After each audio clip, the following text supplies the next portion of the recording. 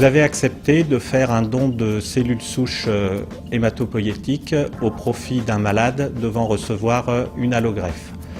L'équipe de greffe a décidé de prélever vos cellules souches périphériques à partir du sang plutôt que de prélever votre moelle osseuse.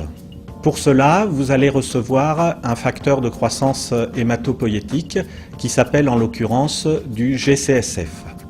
Ce traitement va s'administrer par voie sous-cutanée et il a pour but de faire sortir les cellules souches de votre moelle osseuse vers votre sang et de permettre ainsi leur récupération par cytaphérèse.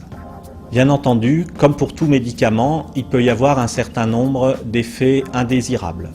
Ces substances sont connues et utilisées depuis longtemps. Elles sont utilisées notamment depuis plus de 20 ans pour la mobilisation des cellules souches chez les patients en vue d'une autogreffe. Parallèlement, ces substances sont également utilisées pour la mobilisation des cellules souches chez des donneurs, permettant de réaliser une allogreffe chez des patients qui en ont besoin. Certaines de ces réactions sont relativement fréquentes, comme un peu de fatigue, quelques douleurs dans les os ou dans les muscles, voire un peu de fièvre. Elles sont très facilement améliorées par la prise de paracétamol. Par contre, il ne faut pas prendre d'aspirine ou d'anti-inflammatoires. Par contre, si vous ressentez d'autres douleurs, et surtout si elles sont importantes, n'hésitez pas à contacter l'équipe de greffe qui vous indiquera la marche à suivre. À ma connaissance, il n'existe qu'une seule complication vraiment sérieuse, c'est le risque d'allergie. Cette complication est extrêmement rare, seuls quelques cas ont été rapportés dans le monde.